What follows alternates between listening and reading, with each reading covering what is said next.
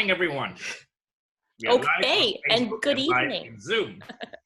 And today we have Brian Skerry, one of my most admired photographer. He's a conservation photographer, a storyteller, and with hosts of inspiring images. And I've seen his work through the last many years. So we are very delighted and honored to have him with us this morning. Alex, take it away. Yes. All right. I get to do the honorary bio reading. So hopefully it's as current as it's going to get. So thank you so much for joining us. And I'm going to take a couple minutes to tell everybody a bit about you. Right. So Brian has spent more than 10,000 hours underwater, and he's one of the top ocean photographers in the world. He has a string of awards to his name, including a Peter Benchley Award for Excellence in Media and the Rolex National Geographic Explorer of the Year. Brian has been a contract photographer with National Geographic since 1998. He's covered a variety of topics ranging from the harp seal's struggle to survive in frozen waters, to the plight of the right whale, to alarming decreases in the world's fisheries. While on assignment, he's lived on the bottom of the sea, spent months aboard fishing boats, and traveled in everything from snowmobiles to canoes. Brian has also contributed to numerous other magazines, including Sports Illustrated, BBC Wildlife, and Smithsonian. He frequently lectures on photography and conservation issues and has presented at venues such as the United National General Assembly, the World Economic Forum in Davos, TED Talks, and the Royal Geographical Society in London. He's also a regular guest on a whole bunch of cool TV programs that I get to see. So thank you so much for joining us from the East Coast, Brian, and making some time on your, I'm sure, very busy Friday night. Yes, I'm juggling just a million things at the moment. So many places to be. It's absolutely great to be here, and thanks for doing this, Michael. Thanks for doing this, Alex. Absolutely. It's fabulous to have you here. So let's get straight in with your show. And we will start. We have some pictures from Brian. He will tell his stories behind the pictures and also some of his favorite pictures. So here we go. All right. There we go. That would be my favorite right there. Where is this, Brian? Where is this? Well, this is the photo of me working in the field. This was when I was saturating in the Aquarius habitat off of Key Largo, Florida, back in 2001. This was just a couple of months after 9/11, after the U.S. was attacked. And we had this mission planned, and I was doing a story for the magazine where I was going to live on the bottom of the ocean for 7 days. And one of the things I was hoping to do was make a photo of the entire habitat. We needed pretty good visibility, but in order to have a stable perch, I thought, I asked National Geographic if they could build me this super tall underwater tripod. So they built about a 23-foot tripod, and it had a tripod head. And I tried mounting my housing to it, but the current was so strong that it was constantly wobbling. So I took it off the tripod head and just got up there and sort of wrapped the leg around and tried to hold steady to do a long exposure to sort of burn in that scene that I wanted to see. But so that's what we're seeing here. This photo was made by my assistant at the time, Mark Conlon, and yeah, a long time ago. That's a new trick that we should learn. Wow, yeah, I don't know about that. Wow. Okay, now you're in Antarctic or the Arctic. Where is this? Actually, this is Japan. Japan. Right. So, Hokkaido. yep. Yeah. Really? In Hokkaido. That's Hokkaido, right. yes. Yeah. So that's my guide behind me there, Seiki-san. This was in a little town called Rasu, which is a fishing port. And I was there in 2008 doing a story about Japan. You know, I sort of pitched this as one of the only countries that I was aware of where I could photograph in 3 completely different ecosystems, you know, frozen, temperate, and tropical. I'd seen some work that David Dubélé had done years ago, beautiful work in Suruga Bay and the Izu Peninsula. I also worked there, trying to swim a little bit in David's wake. But this was up in Hokkaido, and when I was there with this gentleman, Seiki-san, who was a great guide, he told me that I think I was maybe the 2nd or 3rd white guy who had ever been there. I think Flip Nicklin was the guy there before me, probably a decade or more before. So this was on a beach dive. We also did some boat diving under pack ice and so forth, but this was coming out of the water in the wintertime on a beach dive. Yeah, I think Japan is a bit underrated, and you see very little underwater story of Japan. I agree. Yeah. Okay. Here you're at the UN. Yeah. So this was just 3 years ago in June of 2017, where I was invited to speak at the UN General Assembly on World Ocean Day. I was working with James Cameron and the Avatar Alliance Foundation, and they had created a film that Jim had produced, and it was sort of showing citizen science around the world, young people. So I did a combination of some of my own photos to talk about the need for ocean conservation, and also sort of presented that film and talked a little bit about these issues. So it was a great opportunity. It was the full GA, the full General Assembly, all the excellencies and ambassadors and folks were there in the audience. So, you know, it's I think unique and a great opportunity to have an underwater photographer speaking to dignitaries like that, but hopefully it resonated with some of them. Great. Okay, dive right in. Here we go. Yeah. So this was a picture that I made back in 2002, and it's a harp seal pup making its very first swim, we believe, up in the Gulf of St. Lawrence in Canada. I had seen some, work that had been done back in the 1970s by Bill Kurtzinger, and was sort of inspired to kind of go back and revisit that. And initially, I just wanted to do a sort of a snapshot of the life cycle of these animals above and below the ice during those few weeks where they migrate down from the high Arctic into this part of Canada, where they engage in courtship and mating and pupping if the females have become pregnant from the year before. And I thought that's really the story I wanted to do. But as I got more involved in it, I realized that there were some big environmental issues that I couldn't ignore, one of which was the hunting. I actually became the first journalist in 17 years to get on one of those hunting boats and document some of the hunting that was still going on. But the bigger problem, in my estimation, is the decline of sea ice that's occurring due to climate change, which has been steadily growing worse over the years. And what it means is that those pups are dying. They don't have a stable platform to nurse from their moms, and they get pitched into the water. So this was a healthy one. This was a fat whitecoat that had weaned at about 14 days old, but the mortality rate had increased steadily, as I said, in the years since. So in some respects, this picture can be just seen as sort of a portrait of one of these animals in this beautiful icy wilderness, but it's also sort of a portrait of an uncertain future for an animal that is facing, cataclysmic change, really. Yeah, I think that we know what's happening, but this animal don't know what's happening. I think that is it's a good call for attention. I think. Exactly, that's right. This iconic picture. My favorite. Yes, amazing. This photo was the day I learned your name. Oh, nice. All right, well, I'll take that. Right, so we see in this photo my assistant standing on the bottom of the ocean next to one of these 45-foot-long, 70-ton southern right whales. And this came while I was working on a story about the most endangered species of whale in the world, the North Atlantic right whale.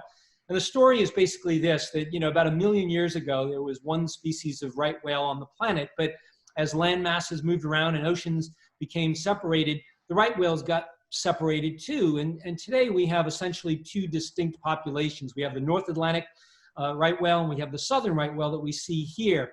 Both species were hunted to the brink of extinction by the early whalers, but the southern right whales have rebounded a little bit better because they live further away from human industrialization. The North Atlantic species, which lives from about the Bay of Fundy in Canada down to Florida, are urban whales, and they get entangled in fishing gear, they get struck by ships, and there's only about 400 of them left. So I had spent about a year photographing the North Atlantic species. You couldn't get in the water, they're critically endangered. NOAA protects them in the US, and you can only photograph them from boats. So to draw a comparison with that beleaguered North Atlantic population, I wanted to photograph their southern cousins. And I could have gone to Patagonia, Argentina, or South Africa, but I chose to go to the subantarctic of New Zealand, to a new population that had only recently been discovered. And it was a very speculative trip. Nobody had done this before. And I didn't know if the viz would be good. I didn't know if the whales would be there. I didn't know if they'd let me close, but they did. And in the beginning, I was diving alone. The first few days, I didn't want anybody in the water because I was afraid even one other person would scare the whales. But after a few days, I could see they were really curious. I was getting some images. And then I had this picture in my mind of a human standing on the bottom next to the whale. So the next day, I asked Mauricio, my assistant, to come in the water with me. And as luck would have it, there were no whales that morning. But by about 2 in the afternoon, I saw one out in the distance. So we jumped in the Zodiac. We went out there, swam down about 70 feet. And I went up and down a couple times to sort of hopefully get the whale's attention. And by the third time, the whale followed me down and literally hung out with us for about 2 hours. It was just, you know, off the scale experience. And you know, I can't believe, you know, it exceeded my wildest expectations that I might have had as a young boy. This is a very powerful picture showing the interaction between human and one of the biggest animals on our planet. I mean, that's a good point, Michael. I think that's exactly what resonates with people, is that it's almost like they're having a conversation. Yeah. Do you think you can do this again? Probably not. You know, like in a week? No. Yeah, I'll do that. You know, I remember my old friend Howard Hall. He gotten a picture of a blue whale or some film of a blue whale once years ago, and National Geographic called him and said, "We'd like you to do a blue whale film." And he said, "If you give me $10 million in 10 years, maybe I can get that again." So I don't know. You know, this might be a little bit easier, but it took me. I think I had 16 permits from the New Zealand government, and I was working with a team of scientists. I chartered a 82-foot sailboat from the South Island and sailed down to the subantarctic in the austral winter, in wintertime. So, you know, there were a lot of sort of unknowns, and the deck was sort of stacked against us, but we had some luck. So, you know, I'll take that any day. I'd rather be lucky than good, I guess. This is what I call it is a moment to die for, a picture to die for. There you go. Or to live for. yeah, there you go. Right. So this is a photo that I made in also in New Zealand, actually at the other end of New Zealand, in the North Island, up in the Poor Knights Islands. And this was a story that I did as a solution story to a cover story I did about the global fisheries crisis, the problems of commercial industrialized overfishing.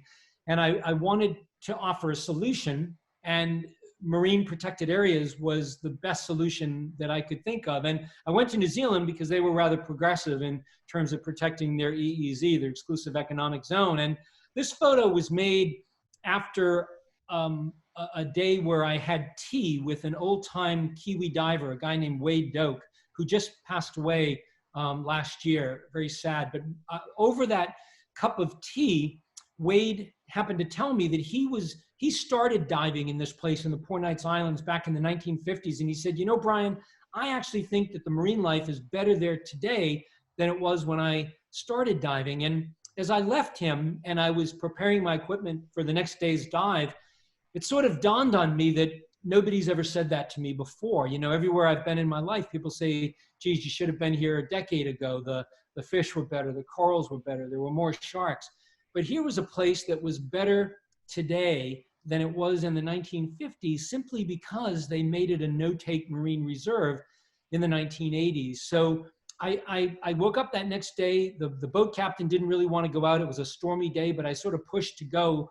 And I sat at the edge of this mouth of a cavern, an underwater cavern, where there were all these blue mammals and red pigfish, and it showed abundance and diversity. And I wanted to make this sort of dreamy picture that would imply the ocean's resilience, that would show that the ocean can heal itself if we just leave it alone. So that's kind of the result that we're seeing here. Yeah, Poor Knight is a very special environment. You have tropical fish, you've got kelps, you've got seaweeds, you get this huge amount of tropical water fish. It's very, very special. Yeah. Okay, what's this? Yeah, so this again, just these. By the way, I mean, it's hard to pick one's favorite photos. I just picked a number of images that have resonated with people over the years. That whether I'm doing speaking engagements and they comment about pictures. So this is a photo that shows a spawning event in Belize in Gladden Spit. This is Kuberas Snapper that are spawning at dusk. This is a behavior that I had heard about and maybe even seen a little motion picture on years before, but I didn't feel it could be really done photographically well until digital technology came online and cameras were able to see in lower light. Trying to do this with Kodachrome 64 or even some higher speed film would have been pretty tricky and challenging. I'm sure people have done it, but with digital, it was a bit easier. So what happens here is these fish, in this case, Kuberas Snapper, which can get up to 90 pounds in size, they can be some big fish. At a few nights each year after the full moon in the spring, so I think in March and April, maybe in May, they engage in this spawning event and they rise up from the deep water in what's like a living volcano and they spawn. The spawn and the milt is in the water. It's very tricky to find. It's very hard to follow. And the action is crazy. It's just a frenzy. It's also difficult to photograph because the light is so low. Your settings, you're probably using a high ISO, but yet I wanted to pop a little bit of flash to give some color and detail. But those fish are highly reflective. It's like shooting fast-moving mirrors that are swimming around. So I, jumped in the water night after night, dragging my butt back on the boat with no success. And then one night I was able to make this picture that sort of captured the picture that I had in mind.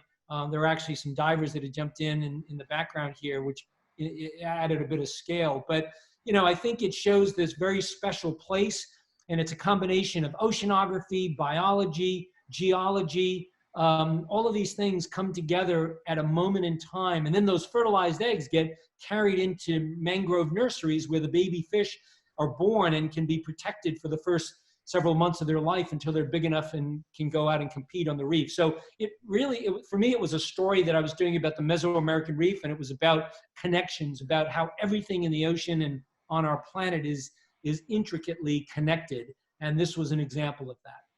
Right. What's your go-to camera for a picture like this?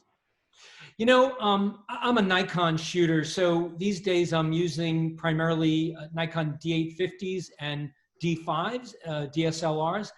Back when I shot this was, I think it was 2010. So I might have been using a D4. I'm trying to remember, probably a D4 at that time. So they only get better, the light gathering capability, low light capability, resolution, and so forth are better with each generation. So many of these things, as I'm sure we can all appreciate, you'd love to go back and do again, Yes, of course.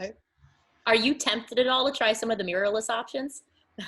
I really am, Alex. And I have a Z7, which I love. I shot a little commercial assignment in the Norwegian Arctic last year with that. But I haven't actually used it underwater yet. And I think it's just a matter of time. But on the surface, I absolutely love it. Very good. So this is a photo again of me that was taken by one of my assistants years ago, Mark Conlon. This was a story back in 2005 that I did for the magazine about the sharks of the Bahamas. And that's okay. And that was me kind of nose to nose with a tiger shark. This was on Tiger Beach, a place that so many divers go these days and have gone over the years. In 2005, it was by no means new, but it was new to me at that point. I hadn't been there yet. And it was just extraordinary. I can remember, in the 80s and 90s, looking for tiger sharks with no success or very little success. And then to find a place where you were surrounded by, maybe a dozen of them was pretty wild. So this was just a picture that Mark made of me, sort of an on assignment photo here. I think in this instance, I'd like to hear the perspective of baiting sharks for pictures, because as we know, Tiger Beach and few known spot where we can get very good pictures of sharks. In some way, baits are in the water to bring them in so we can get a picture. What's your perspective on this? Yeah, it's a really good question. I think that You know, the reality is that, as we know, that as an underwater photographer, you have to get extremely close to your subject to get a compelling image. And contrary to popular belief, with most species of sharks, they're not particularly interested in us. I mean, there are exceptions, but in most cases, at least in my experience, a little bit of bait is needed. I don't believe in feeding them or overly feeding them, but to attract them, to get them close is all right. But again, there are shades of gray. I don't think it's black and white. I think there are situations that are done much better, and there are probably certain situations that are not done very well. So I think we have to sort of weigh the equation and see what's going on. I think from an animal welfare standpoint, a place like Tiger Beach at least seems like it's not hurting the animals. You know, my friend Neil Hammerschlag, who has studied tiger sharks in the Bahamas and in Florida, did a scientific paper where he looked at the ecotourism impact, and I believe he concluded that there was no negative impact on the animals. Now, again, we can look at that over longer periods of time. I think if you were doing it closer to, you know, populated areas, it could be a problem for public safety. I think if any way it hurts the animals or does get them habituated to either humans or to the food source, then that might be a problem. But it's so far from what I understand from the researchers, that hasn't been a situation in a place like Tiger Beach. But, you know, if you can do it purely naturally, all the better. So, you know, I think it's a matter of degrees. Yeah, there are second Maldives that we know in the 80s or 90s when there's a lot of debating going on for photographers, for divers to interact with. And then some scientists went in there and, you know, persuade the government to stop that practice. And next thing we know, there's no more sharks. Yeah. I mean, you know, we're sort of at this moment in history to some extent, I would say, that where, you know, we're still largely eradicating sharks around the planet. And there is a need for a different view of these animals. And, you know, photography can be a powerful tool for conservation. Again, fine line, right? I mean, how the images are presented and the message is very important. But if during this period in time, getting those kinds of pictures can help peel back some of the layers and show that these are not villains, the animals, then maybe that serves an important purpose. But, you know, it's worthy of debate for sure. Like this picture we see here, I mean, it's one of the most poignant pictures I've ever seen of a shark caught in net. So important. Thank you. So, yeah, so this was from the story on global fisheries, that cover story in 2007. The New Zealand Marine Reserve story was in that same issue as a solution, but this was one of the pictures I made for the story. So in that story, I tried to show methods of fishing, you know, bottom trawlers and gill nets and long lines. I wanted to show, you know, the tuna auction in Skiji Fish Market.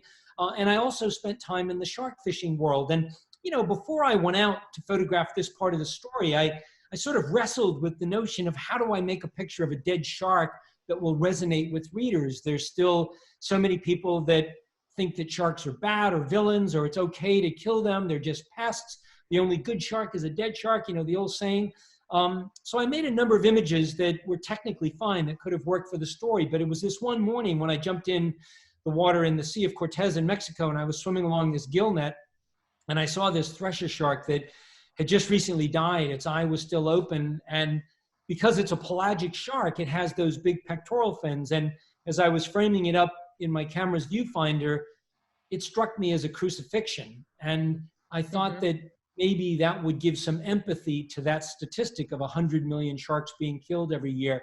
It ended up being the lead picture in that story back in 2007, but it's gone on to have a life beyond that. It's been used by a number of conservation NGOs working on shark finning problems. And, you know, I think we're gaining some traction in that department, but we have a long way to go. So, yeah, but that was the hope of a picture like this. Yeah, this one really stands out so much because it's so. I remember this picture seeing it at the Natural History Museum. It's just so stunning. Oh, thank you. Of course, it's orange. Yeah, well, I mean, this was also in New Zealand. This was a picture in Fiordland. Again, you know, inspired by Dubilay's great work in all these places. It's hard to find a place he hasn't worked. But this was Fiordland, and again, this was part of the Marine Reserve success story. You know, showing that these places are fragile. They're like a china closet, and they could easily be destroyed for generations, forever, with a single trawl net that could tow through a place like this. This particular ecosystem in Fiordland is a place where freshwater rivers flow into the sea, and that fresh water is stained with tannin, with vegetable matter from up in the bush, and it creates a permanent layer of tannin-stained fresh water that sits on top of the ocean. It's about 25 feet thick, and it blocks out much of the sunlight. So this photo was made at a depth of about 70 feet, and looking horizontally on a bright sunny day, there was no ambient light. It was virtually dark. I mean, if you look straight up, you would have seen that green glow above, but it was an otherworldly scene. And I found this little colony of sea pens, you know, which are typically found a bit deeper. And then a blue cod just sort of swam in, a bit of serendipity here. But, you know, to light this, I was using a couple of strobes on camera. I had an assistant holding a slave strobe to sort of light the ones in the background and give some three-dimensionality to it. A little studio down there, which is rare to be able to do. But, you know, it was really for me about showing readers this magical place that is fragile, is vulnerable. And if a trawl net tore through here, it would disappear with a whimper. You know, very few people would ever know about it, and that would be a tragedy. So I think, you know, I think that's the power of photography, is that we can all show things and tell stories about why these things matter and what's happening to them, and, you know, how we need to sort of act to protect them. It's in everybody's interest. It's a surreal picture of a fish in that environment. I mean, it's like a studio, like a set. Amazing. Yeah. Well, and sea pens are so strange to begin with. It's such a they are, right? They're really, they're so odd. Yeah. I know. Love it. Right. Wow. So here we have a great white shark in South Australia. And in 2016, wow, I was lucky enough to be able to do 4 separate stories about some of the top predatory species of sharks. And I had pitched this to the magazine as a way of giving sharks a bit of a makeover. You know, in spite of all the attention they've gotten over the years, it seems like they're still struggling with, you know, kind of a reputation PR campaign. They still are sort of villainized, I believe, out there. I mean, we've come a long way, but we have a long way to go. So I thought that by doing 4 separate stories, I did a story on tiger sharks, makos, oceanic whitetips, and great whites. And by running those consecutively, which was unprecedented really for the magazine, that's a lot of real estate to dedicate, a lot of pages, which really doesn't happen to a single genre of species these days, you know. But to the credit, the magazine did it. And so this, you know, was a photo that I wanted to make. I had in my mind's eye all the photos that I had made of great whites in the past, and many of the photos I'd seen were usually up in the water column, which can be absolutely beautiful, you know, blue water, green water. But I knew about this dive operator, you know, Rodney Fox, who had a bottom cage, and you could use that to go down 60 or 80 feet. And again, it's always bouncing around. It's moving with wind and tide. So it's not exactly easy. But I saw this scene sort of lining up where the white shark was swimming through what looked like an underwater forest. There was a stingray in the foreground. So I opened the cage door. There was a big school of silver jacks sort of enveloping the cage. I sort of punched through the jack school temporarily. I squeezed off 3 frames, and one of them is this picture here. So for me, you know, it's just a little different look, seeing that benthic area, seeing something, you know. And again, what I'm thinking about is, you know, I'm trying to get the guy or the gal who maybe doesn't subscribe to National Geographic, who's sitting in a dentist's office and they're just flipping through the magazine, and you want to get a picture that grabs their attention, makes them want to read the caption and hopefully read the story and learn why this is important. Right. So, you know, we're always looking for new ways to frame something. There's a great story behind this picture. Certainly, you can see the background, you can see the rain in the front, and just the environment, the habitat is just showing it in this frame. Yeah, it's so great to see them in their natural environment instead of up at the surface. I mean, those are beautiful images too, you know, with great whites at the surface, Sure. but it's just so much more integrative to see it like this. It's so nice. Thank you. Yep, I'm with you. Yep, so here we have a leatherback sea turtle crawling back into the ocean after she had nested in St. Croix in the US Virgin Islands.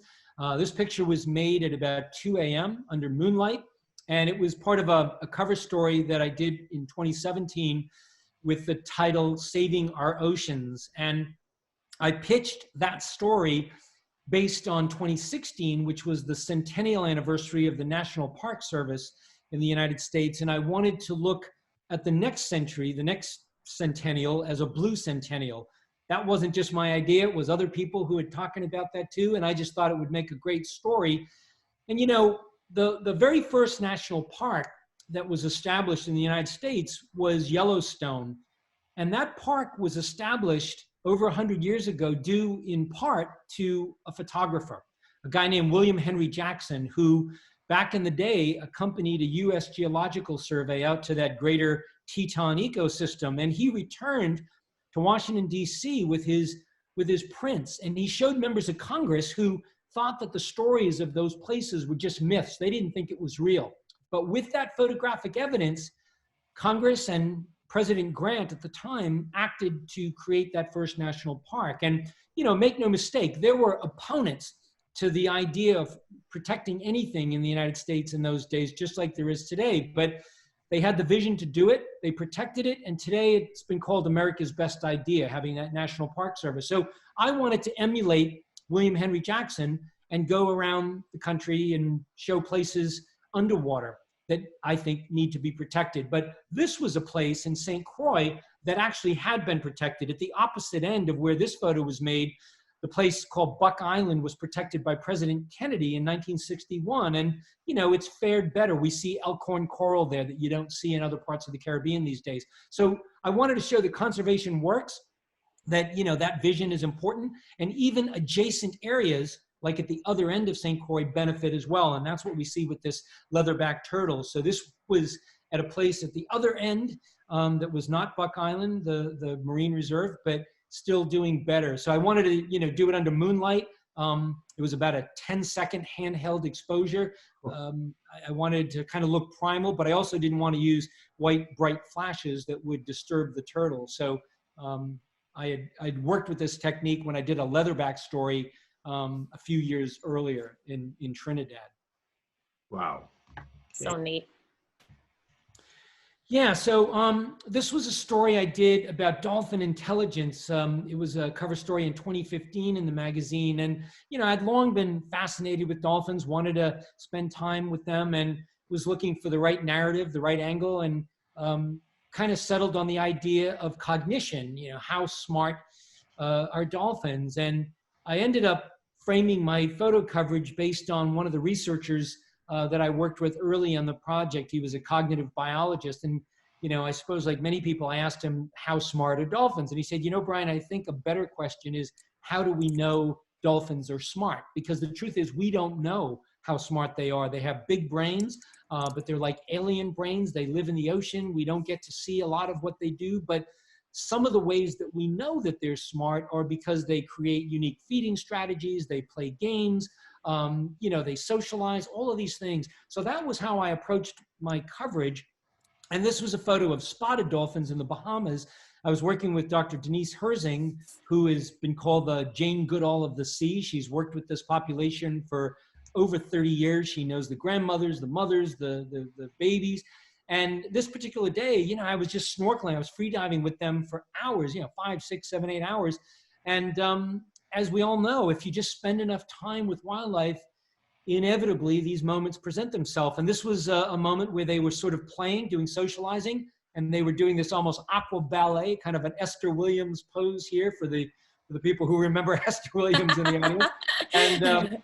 And this one dolphin had dived down to the sandy bottom and was coming up through the middle, and I sort of got over the top. And, you know, one of the first rules in underwater photography, right, is never point straight down. But in this case, I was pretty much pointed straight down.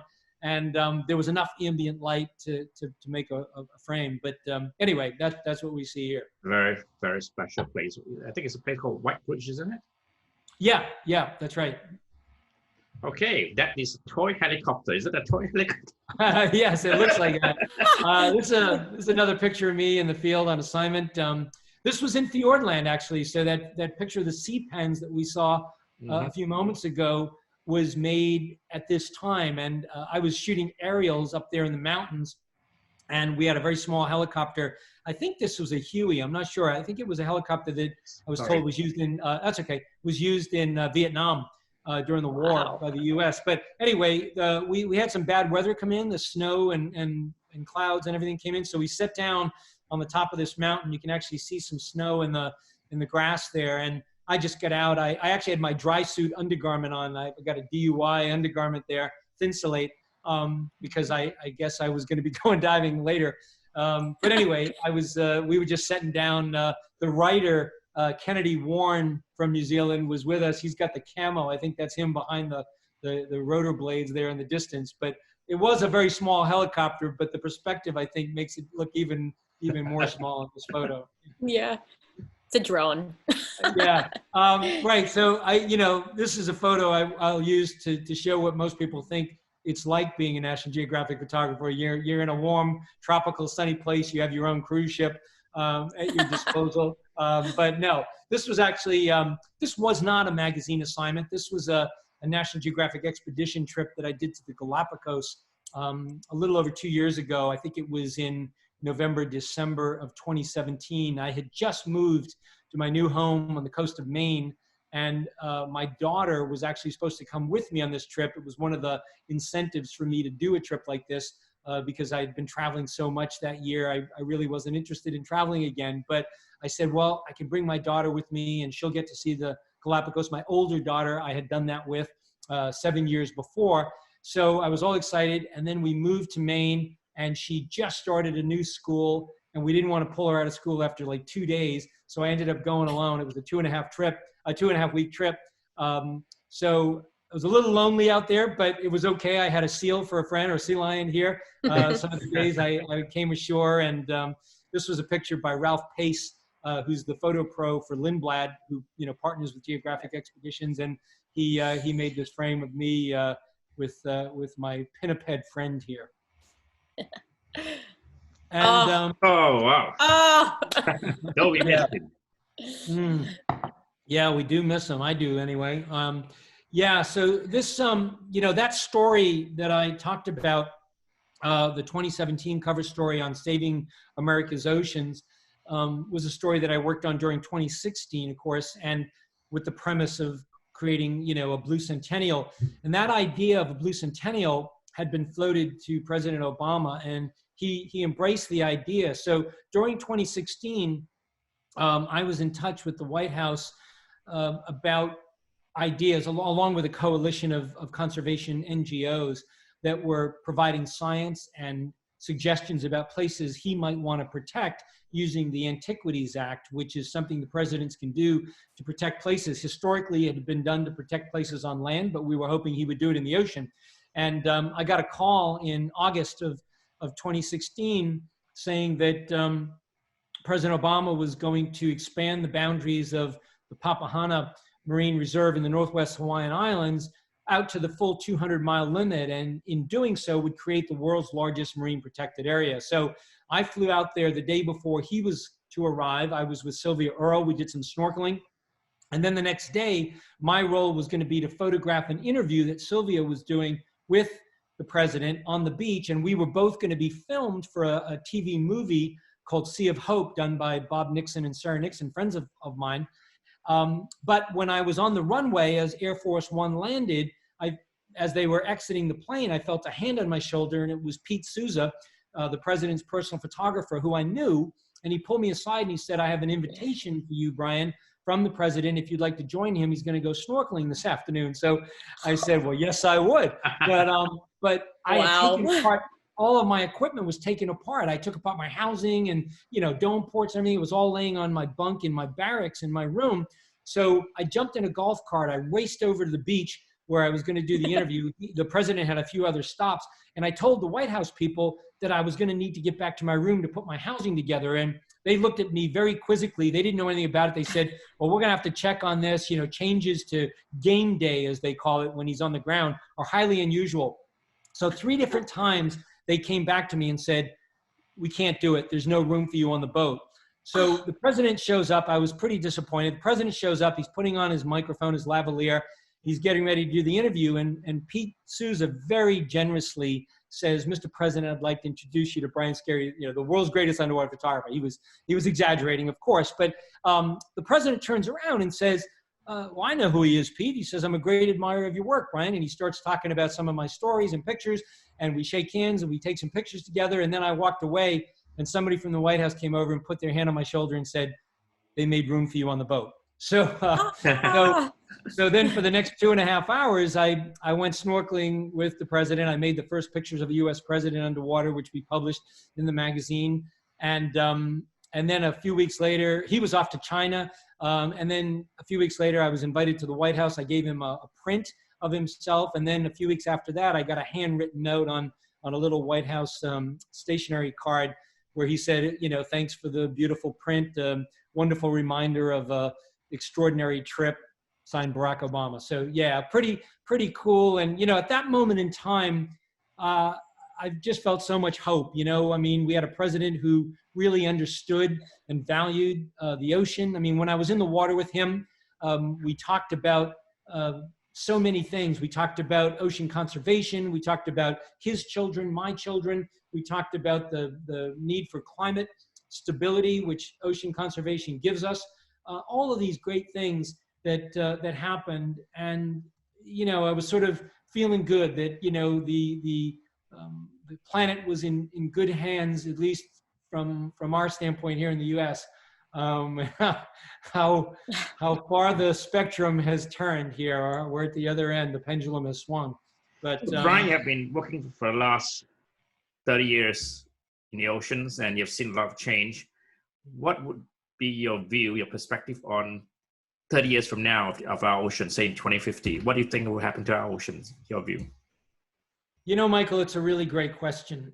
And, you know, I sort of feel that we are living at this pivotal moment in history where maybe for the very first time in human history, we actually understand both the problems and the solutions. And the question is, will we simply bear witness to the destruction, or will we, as Cousteau urged a generation ago, protect what we love? I think it will be the latter, but it's not going to happen easy. It's not going to go without a fight.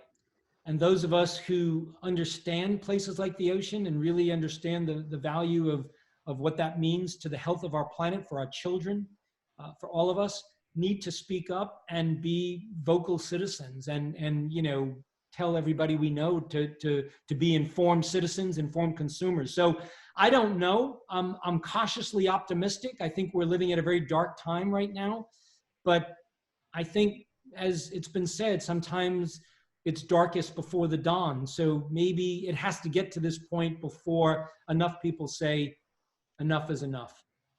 Yes, we need to have hope, and I think we have time. We have a little time, and let's see what we, you know, nature press a reset button.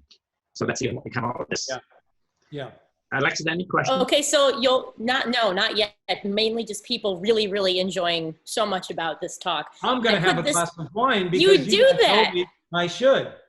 We did. We encourage this sort of behavior. Nice. So I put this picture of yours behind me, right. and I sort of have my own story that goes along with this, and I just wanted to put it up and basically thank you for making it. So I started a video project with my colleague Jennifer Idle about a year ago, and it's all about documenting our national parks underwater. And Yellowstone, of course, was our first stop because it's the first national park. And we both, when we started talking about the project, I was like, well, we're never going to be able to make images like the Brian Skerry one. So, I mean, we can try, but so this sort of was the impetus for us trying. So we went to Yellowstone twice last year and went and found some of the spires and mapped a few of them out. And it is just the craziest, most surreal place I think I've ever been diving. It's weird and cool, and just I can't even explain it to people. I'm like, I don't know how to explain Yellowstone to you. It's weird, and you need to go.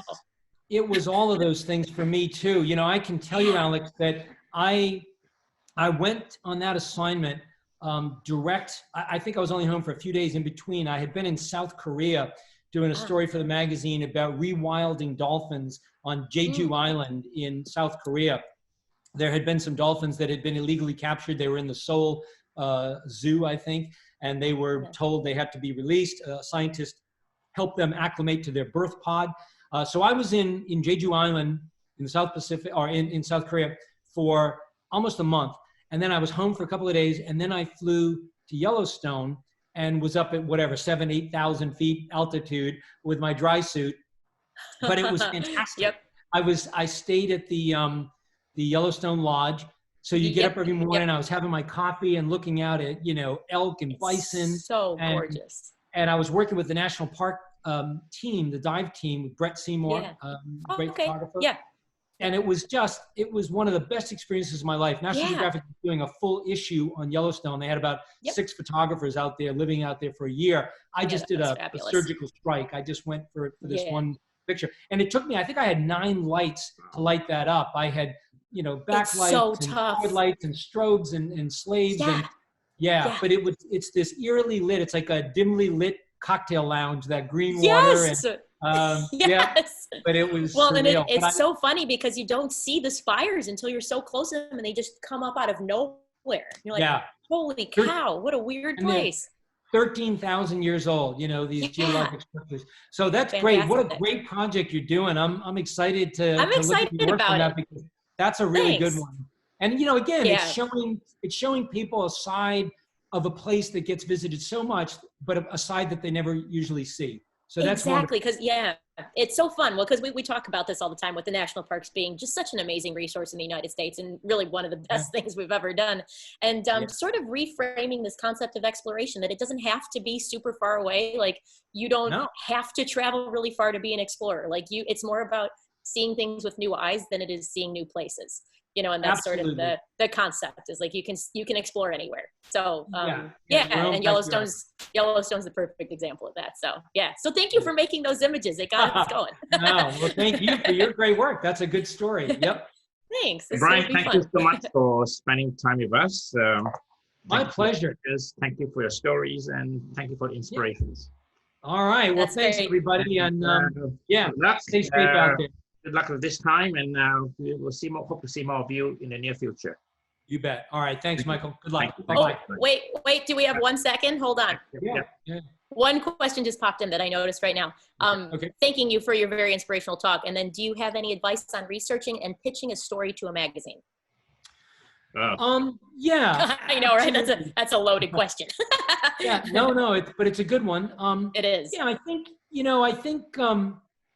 I think magazines are always looking for good content, and I think they rely on people like photographers to come up with ideas. You know, the editorial staff at most magazines are really great at what they do. They're brilliant editors, but they may not know about every subject. They're not going to be mountain climbers or, you know, African wildlife experts or underwater photographers. So I think if you have a story that is interesting to you, I think the key is to find the right narrative thread.